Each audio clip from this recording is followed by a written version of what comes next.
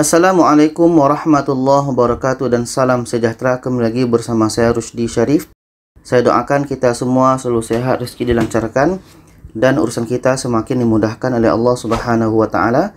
Amin ya Allah ya rabbal alamin. Jadi kembali saya menyapa kita semua dalam informasi-informasi baik dari dalam negeri Indonesia atau di luar negeri Malaysia atau negara-negara sekitarnya, yang mana ini ada ketentuan baru, ada aturan baru bagi yang ingin naik pesawat. Ini berdasarkan dalam surat Satgas nomor 21 tahun 2022. Jadi di sini disebutkan bahwa ketentuan perjalanan bagi orang yang melakukan perjalanan dengan pesawat. Di sini kita bisa lihat bahwa di sini melalui transportasi udara, laut, darat dan penyeberangan dan kereta api antar kota. Jadi di sini kita perlu tahu untuk yang melakukan perjalanan di sini untuk vaksinnya ini dalam negeri ya, dalam di Indonesia. Jadi bagi kita yang telah mendapatkan vaksin ketiga, bagi yang 18 tahun ke atas itu tidak perlu lagi tes PCR.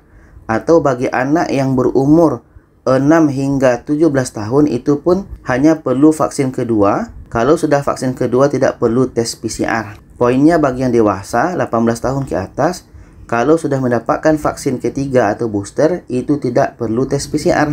Nah, bagaimana dengan yang telah mendapatkan vaksin kedua atau dosis lengkap?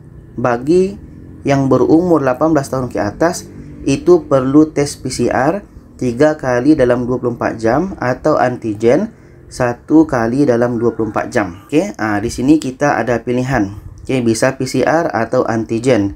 Bagi yang telah mendapatkan vaksin kedua 18 tahun ke atas, atau bagi yang anak-anak 6 hingga 17 tahun itu hanya perlu dos pertama.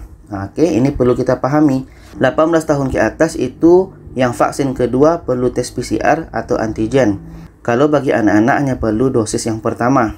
Sedangkan yang baru vaksin dos pertama itu perlu tes PCR 3 kali dalam 24 jam. Oke, jadi kesimpulannya adalah kalau bagi yang dewasa 18 tahun ke atas, kalau sudah booster itu tidak perlu tes PCR. Kalau dos kedua itu perlu tes PCR atau antigen. Kalau dos pertama itu perlu tes PCR. Kalau yang belum vaksinasi karena kesehatan itu juga perlu tes PCR atau antigen. Dan bagi anak yang di bawah 6 tahun yang belum divaksin itu tidak perlu tes PCR, tapi perlu ada pendamping perjalanannya. Dan aturan ini kapan mulainya? Kita pergi ke atas. Mulainya adalah efektif tanggal 17 Juli sampai waktu yang ditetapkan kemudian.